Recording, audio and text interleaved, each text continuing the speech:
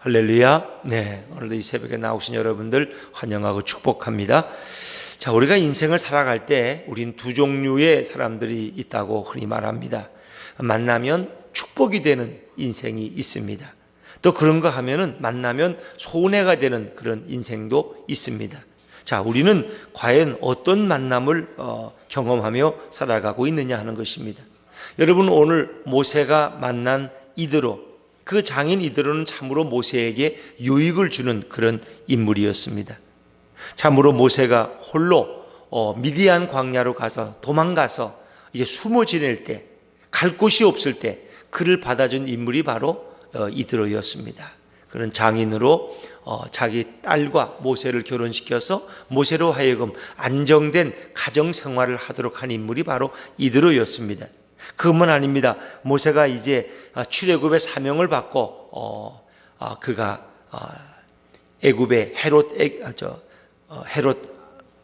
바로에게로 갈 때 그의 가족을 맡아준 인물이 바로 이드로였습니다. 그래서 여러분 알다시피 모세는 큰 위기를 경험하지만 시보라가 이제 아이들의 할례를 행함으로 생명을 부지하게 되죠. 그리고 모세는 떠나가고 다시 시보라와 두 아들은 돌아와서 이 집에, 이드로의 집에 오랫동안 머물게 됩니다. 그리고 이제 이드로는 가족들을 데리고 모세를 찾으러 와서 이제 하나님의 위대한 역사를 듣습니다. 하나님이 과연 이스라엘 백성과 모세를 어떻게 구원했는지, 그 바로의 손에서, 애굽의 그 손에서 어떻게 구원했는지 그 얘기를 듣고는 하나님을 찬양합니다. 그러면서 그의 고백이 있어요. 정말 하나님은 위대하시구나. 내가 이제 알았다. 그럼 하나님은 정말 모든 신위에 위대하신 분이구나. 그리고 이스라엘 백성 앞에 교만히 행하는 자를 절대로 용납하지 않는 하나님이구나 하면서 그런 하나님을 고백합니다. 그런 사실을 이방인 제사장이지만은 그런 그 순간 하나님을 영접하고 하나님을 고백하는, 그리고 하나님께 드릴 번제물과 희생제물을 친히 준비해가지고 와서 아론과 모세와 백성의 장로들과 함께 하나님 앞에 제사를 드리고 그 음식을 나눠 먹는 이드로의 모습을 보십시오. 어찌 보면 그것은 이방인 제사장이 이제는 하나님의 사람으로 변화되는 그런 과정들을 우리는 살펴볼 수 있습니다. 그 이드로의 조언은 거기서 끝나지 않습니다. 그의 유익은 이제 이드로가 아마 며칠 동안 머물렀겠죠. 그 다음날 보니까 모세가 나가서 수많은 백성을 모아놓고 그 한 사람 한 사람을 만납니다.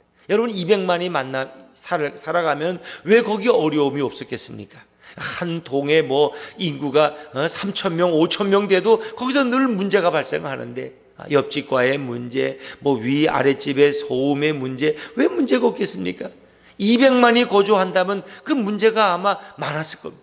그러면 그들은 서로 가해자와 피해자 사이에 재판을 받으려고 모세에게 오는 것입니다. 그럼 모세는 앉아서 그 한 사람 한 사람을 다 만나줘야 되는데 과연 하루에 몇 사람이나 만날 수 있을까?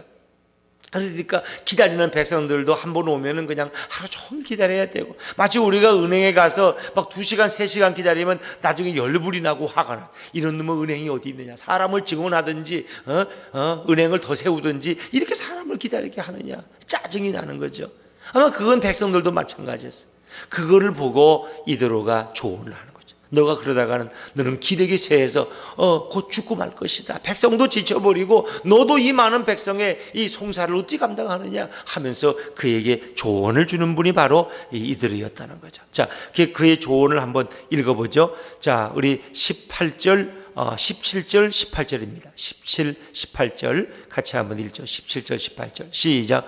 모세 장인이 그에게 이르되 내가 하는 것이 옳지 못하도다. 너와 또 너와 함께한 이 백성이 필경 기력이 쇠하리니 이 일이 내게 너무 중함이라 내가 혼자 할 수 없으리라. 혼자 이걸 감당한다는 건 너무 어렵다는 것입니다. 이제 그래서 너가 이렇게 하라고 알려주는데, 자, 20절 21절 말씀, 20절 21절 말씀 한번 읽어보죠. 20절 21절입니다. 시작. 그들에게 율례와 법도를 가르쳐서 마땅히 갈 길과 할 일을 그들에게 보이고 너는 또 온 백성 가운데서 능력 있는 사람들 곧 하나님을 두려워하며 진실하며 불의한 이익을 미워하는 자를 살펴서 백성 위에 세워 천부장과 백부장과 50부장과 10부장을 삼아. 아멘. 너는 백성 가운데서 능력이, 예전 성경에는 재덕을 겸비한 자, 그 뭐 우리가 쉽게 뭐 재주와 덕이 있는 사람이다 그러는데 이제 새로운 번역에서는 능력 있는 사람, 능력 있는 사람. 정말 하나님 앞에서 귀하게 쓰임 받는 능력 있는 사람. 원어로 보면 힘이 있는 사람이 어떤 사람이냐 설명을 해주는 겁니다. 정말 힘이 있는 사람, 능력이 있는 사람은 뭐예요? 그 능력의 원천이 누구에게 있는 거예요? 하나님께 있는 거예요. 그걸 깨닫는 사람이에요. 그러니까 자기에게 힘이 있다고 생각하면 그거는 하나님과 상관없는 사람이에요. 나는 날 때부터 이렇게 지혜가 있고 날 때부터 난 능력이 있어. 나는 아무것도 없지만, 나는 무능하지만 이 모든 힘과 지혜는 누가 주시는 거예요? 하나님이 주시는 거예요. 그러니까 이 능력이 하나님으로부터 오는 것을 인정하는 사람, 그걸 깨닫는 사람, 그 사람이 바로 능력 있는 사람입니다. 그러니까 그런 사람을 어떻게 설명합니까? 곧 하나님을 두려워하는 첫째는, 하나님을 두려워. 능력 있는 사람은 하나님을 두려워하는 사람. 이 모든 힘의 원천이, 능력이 바로 하나님으로부터 오기 때문에, 다시 말하면 하나님을 경외하는 사람이, 하나님. 우리가 잘못했을 때 하나님을 두려워하고 하나님 앞에서 또 하나님을 높이고 하나님만을 찬양하는 사람, 그 사람이 바로 능력 있는 사람이다. 그 사람은 하나님을 두려워할 줄 아는 사람. 두 번째, 그 하나님을 두려워하기 때문에 그런 거짓된 것을 하지 않고 진실하다는 것입니다. 능력 있는 사람은 바로 진실한 사람이다. 아무리 그가 뛰어나도 거짓말을 밥 먹듯이 하고 사기를 치는 사람이라면 그를 능력 있는 사람이라고 할 수가 없는 거예요. 그런 진실한 사람. 그리고 세 번째는 불의한 이익을 미워하는 자들. 이것은 이 뭡니까? 불의, 이 잘못된 물질을 취하지 않는 사람. 잘못된 이 물질에 욕심이 없는 사람, 물질을 얻기 위해서 거짓말하고 양심을 속이지 않는 사람, 물질에 깨끗한 사람, 자기가 받아야 될 그 재물이 아니면 거절할 수 있는 사람, 그 사람이 바로 이 시대에 능력 있는 사람이고 백성의 지도자로서 마땅한 사람이라는 거예요. 그래서 오늘 이드로는 아주 구체적으로 조언을 해줍니다. 물론 그것은 자기의 아마 제사장으로서의 경험 속에서 그가 깨달은 것을 이제 사위에게 이야기해 주는 거예요. 그런데 하나님도 아마 그 조언을 허락하셨다고 봅니다. 그래서 모세는 그 조언을 그대로 따라가죠. 그래서 그가 계속해서 이제 어떤 조언을 합니까? 자, 22절 말씀은 22절입니다. 시작. 그들이 때를 따라 백성을 재판하게 하라. 큰 일은 모두 내게 가져갈 것이요 작은 일은 모두 그들이 스스로 재판할 것이니 그리하면 그들이 너와 함께 일이 내게 쉬우리라. 아멘. 이렇게 하나님을 경외하는 사람을 세우는데 그 중에서 1000명을 관리하시는 천부장, 100명을 관리하는 백부장, 50명을 관리하는 50부장, 그리고 10명을 관리하는 10부장을 세우라는 것입니다. 그래서 대개 오늘 이것은 하나의 리더십의 원리로도 또 위임의 원리로도 많이 활용되는 그런 말씀입니다. 또 우리가 구역이라든가 무슨 뭐 속회 또 목장 이런 것도 하나 이런 개념으로 보는 거예요. 그래서 모든 목회자가 교인들 한 사람 한 사람을 다 상담하고 대화할 수 없으니까 이렇게 구역을 세우고 속회를 세워서 목장을 세워서 그 지도자가 목장의 지도자가 그들을 잘 보살피고 섬기고 하는, 이래서 그들의 모든 필요한 것을 함께 나눠주고 또 그들의 문제를 함께 기도해주는 그런 지도자로, 작은 지도자로 이렇게 세워서 백성을 200만을 이끌어가라는 것입니다. 아마 모세는 그 일을 가지고 하나님 앞에 기도했을 것이고 하나님 그 일을 허락하죠. 그래서 이드로가 이야기합니다. 하나님이 허락하시면 그렇게 하라는 것입니다. 하나님이. 자, 근데 하나님도 그 일을 기뻐하셨던 것 같아요. 자, 23절 말씀드리고 23절입니다. 시작. 내가 만일 이 일을 하고 하나님께서도 내게 허락하시면 내가 이 일을 감당하고 이 모든 백성도 자기 곳으로 평안히 가리라 그랬습니다. 이 모든 것을 이제 모세가 홀로 감당했는데 하나님이 이 일을 허락하시면 이제는 작은 일들은 천부장이나 50부장이 맡아 하고 오직 큰 일만이 모세에게 가져와서 문제를 해결해 갔다 하는 것입니다. 그래서 25절 26절 보면 모세는 이대로의 조언을 받고 장인의 말을 듣고 그 모든 말대로 하여 결국은 25절에 모세가 이스라엘 무리 중에서 능력 있는 사람들을 택하여 그들을 백성의 우두머리 곧 천부장과 백부장과 50부장과 10부장을 삼음해. 그래서 백성이 더 평안해졌다는 거죠.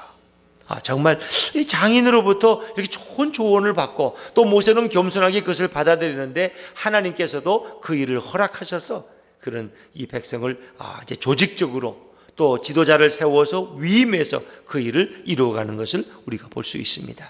역시 모세는 겸손한 사람이에요. 적어도 200만을 이끌어가는 지도자지만 자기 장인의 조언에 귀를 기울 줄 아는 사람이래. 적어도 그만한 위치에 있는 사람이래. 한 민족의 지도자인데 어디 감히 아무리 장인이라도 우리 장인이 뭐 시골 구석에서 재상하던 분이 뭘 안다고 내게 그런 말 하냐고 말이야. 이게 아무나 할 수 있는 자리냐고 이렇게 따질 수도 있지만 무시할 수도 있지만 모세는 겸손하게 그 겸손함과 온유함이 있었기 때문에 그런 이들의 조언을 듣고 하나님의 허락을 받아서 이 일을 백성에게 적용했다는 것입니다.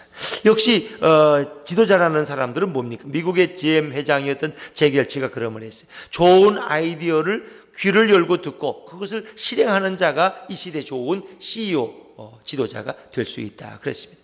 그런 의미에서 역시 모세는 자기 장인 리드로의 좋은 조언과 지혜를 잘 받아들이고 그대로 순종함으로써 그가 백성을 더 효율적으로 관리할 수 있었다는 것입니다. 여러분, 우리는 늘 귀가 그래서 열려 있어야 됩니다.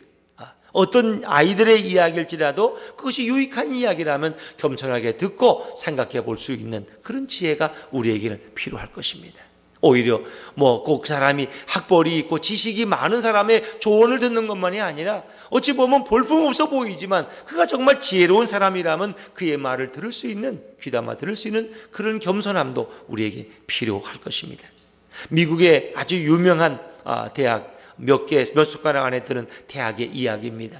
어느 날 그 대학의 그 수위가 그 대학이 아주 작고 그렇게 큰 대학이 아닐 때 그 대학에 어떤 아주 볼품없는 허름한 옷을 입은 노인이 찾아왔어요.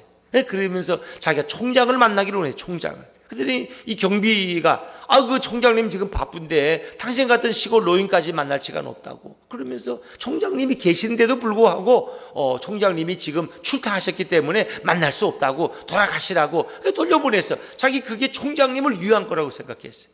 총장님 너무 바쁘시니까. 그런데 그 노인네 거기서 문전박대를 당했습니다. 사실은 그 노인은 자기가 그 대학을 너무너무 좋아하는 대학인데 그 대학이 요즘 경제적 어려움에 있다는 얘기를 듣고 자기 재산을 엄청나게 많이 처분해가지고 돈을 가지고 찾아왔는데 그 노인이 혼자 왔고 또 너무 볼품없고 꼭 시골 촌뜨기 같으니까 이 경비가 그냥 돌려보냈다는 거죠. 그래서 그분이 그 돈을 가지고 다른 그 대학의 옆에 있는 다른 대학을 찾아갔더니 그 경비가 총장을 만나게 해줬어요. 그 총장에 가서 온 이유를 설명하고 그 돈을 자기 재산을 정리한 것을 들었더니 그 대학이 엄청나게 발전, 좋은 교수를 모시고 좋은 땅을 사고 집을 짓고 해서 우수한 학생을 모여서 엄청 발전한 대학이 되었다는 거예요.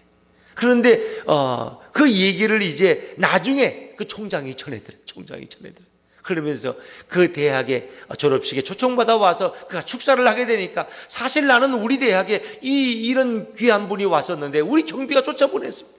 그런데 이 대학에서는 그 노인을 받아줬기 때문에 이 대학이 이렇게 오늘 발전하고 유수한 미국의 1, 2위에 꼽는 대학이 되었습니다 하면서 그런 축사를 하면서 여러분 졸업생들은 누구의 얘기를 해도 겸손하게 들으시라고 온유하게 들으시라고 그 축사를 해서 그것이 명언이 되었다. 자기가 경험한 얘기니까. 여러분 그렇습니다. 우리는 누구의 말에도 귀를 기울이고 또 그것을 위해서 하나님 앞에 기도해 보는 지혜가 필요한 거죠. 어찌 보면 오늘 이드로가 이 모세에게 한 역할은 예수님이 우리에게 지혜를 주시고 말씀하시는 역할과 겨우 유사하죠. 어찌 보면 그것이 예표라고 할 수 있어요. 오늘도 예수님은 성령님은 우리에게 말씀하고 있어요. 그런데 우리가 때로는 그걸 잘 듣질 않아요. 왜? 내 생각이 너무 강하기 때문에, 내 고집이 너무 강하기 때문에 그걸 거부할 수 있어요. 당신이 뭘 한다고 그러냐. 그러나 그것이 어떤 말이라도 하나님 앞에서 내가 그 말을 되새기면서 기도할 수 있다면, 주님이 오늘 내게 말씀하실 때 그대로 순종할 수 있다면 얼마나 좋은 것입니다. 여러분, 예수님은 지혜의 그리스도인 것을 믿으시기 바랍니다. 모든 지혜, 측량할 수 없는 지혜, 모든 하나님의 지혜가 우리 예수님께는 다 있는, 우리가 해결할 수 없는 문제가 있어요. 인간이 어떤 딜레마에 빠지고 갈등에 빠졌을 때도 우리 예수님께 물으면 예수님은 막힐 것이 없어요. 세상의 지혜와는 다른 지혜를 예수님은 가지고 계신다는 거예요. 그래서 예수님 앞에 그 유대 종교 지도자들이 예수님을 함정에 빠뜨리려고 시험을 많이 하잖아요. 그들이 로마의 통치하에 있을 때 가이사에게 세금을 드렸는데 그건 누구나 다 싫어했어요. 그러니까 돈을 가져와서 이 돈을 가이사에게 바치니까 하나님께 바치니까 하면서 예수님을 시험하는 거예요. 어리석게도. 그 예수님이 가이사에게 바치라 그러면 저 로마 내국노라 그럴 것이고 하나님께 바치라 그러면 로마법에 저촉된다고 그럴 거고 말이에요. 그러나 예수님은 아주 지혜로운 대답하잖아요. 가이사의 것은 가이사에게 바치고 하나님의 것은 하나님께 바쳐라. 그러니까 그들이 어떻게 이런 지혜가 도대체 어디서 나왔느냐고 그들이 놀라는 거죠. 또 그들이 예수님을 또 모함하려고 가는 중에 잡힌 여인을 데려와서 이런 여인은 율법에 의하면 돌로 쳐 죽이라고 했는데 당신은 어떻게 하면 좋습니까? 어떻게 하시겠습니까? 만약에 율법을 어기면은 예수님도 똑같은 범법자가 되는 것이고, 더구나 율법대로 처리하라 그러면 예수님은 사랑을 얘기하는데 저 예수가 무슨 사랑이 있느냐 죽이라고 하는데 이렇게 말해요. 그러나 예수님은 참 지혜로워. 이 하나님 주신 지혜를 가지고 예수님 말씀하시잖아요. 너희 중에 죄 없는 자가 돌로 치라. 그랬더니 그들이 하나같이 돌을 다 놓고 부끄러워서 도망가버리고 말았다. 결국 예수님은 그 여인을 용서하. 나도 너를 정죄하지 않으니 다시 가서 죄를 짓지 말라. 참 이런 위기가 예수님께는 늘 있지만 예수님은 그 놀라운 지혜를 가지고 그 문제를 해결해요. 바로 그 예수님이 오늘 우리에게 말씀하신다면, 오늘 우리를 도우신다면 우리의 인생은 얼마나 귀한 인생이 될 수 있겠느냐. 그래서 옛날에 윤하중 대상가의 중국 대사 지냈던 그분 보면은 정말 그분은 기도 많이 하는 장로는, 어떤 어려운 문제가 있어도 기도하면 하나님이 지혜를 주시는데, 그런 김대중 대통령 시대에 최장수 중국 대사를 지냈어요. 최장수. 참 놀라운 일이에요. 그건 하나님 주신 지혜가 있었기 때문에. 그래서 중국의 장관들이나 관리들도 이 윤하중 장로님 앞에 오면 머리를 수그리고 자기를 위해 기도해 달라고 그러고 말이에요. 정말 지금 그런 분이 있었으면 아마 사드 문제 같은 거 생기지 않았을 거예요. 아마 그런 훌륭한 장로님이 아마 주일 대사로 있거나 대통령 정책실장으로 있으면 지금 같은 이런 위기가 없었을 거예요. 일본이 이런 위기를 올 때도 이렇게 하시면 우리가 안 됩니다 하고 대통령에게도 바른 조언을 하고, 이건 이렇게 나가면은 일본이 우리보다 경제력이 강하기 때문에 우리가 아무리 옳은 얘기를 해도 저들이 보복을 하면 우리가 감당할 수 없습니다. 아직은 우리의 경제력이 저들을 이길 수 없습니다. 그러니까 지혜롭게, 그러면 이제 이런 보복을 당할 것을 미리 우리 준비해 놓고 몇 년 동안 그 다음에 일본에 대해서 할 말을 해야지, 지금은 우리가 힘이 약해서 이렇게 되면 엄청난 어려움을 당합니다. 반도체 산업이 지금 세계 1위인데 그것이 밑으로 떨어지면 그만큼 많은 사람들이 또 직장을 잃어버리는, 직장을. 지금 대통령의 정책이 젊은이들에게 직장을 주는 거예요. 근데 그게 쉽지 않더라. 왜? 경제가 살아야지 일자리가 생기는데 일하기, 사업하기 어려우니까 자꾸 외국으로 나가는 기업가들이 많다는 거예요. 결국 그런 기도하는 장로님, 이런 윤하중 대사 같은 분이 대통령 옆에서 대통령을 조언한다면 얼마나 좋을까. 정말 우리는 이런 경제 위기 속에서도 정말 하나님의 사람이 좋은 지혜를, 정말 하나님의 음성을 듣고 제시해서 이 위기를 극복해 나가는 우리 대한민국이 될 수 있도록 우리는 기도해야 할 줄로 믿습니다. 오늘도 우리에게 주님이 말씀하실 때 겸손히 듣고 그대로 순종함으로써 더 효율적인 아름다운 삶을 살아가는 저와 여러분의 인생이 되기를 주의 이름으로 축원합니다. 기도하겠습니다.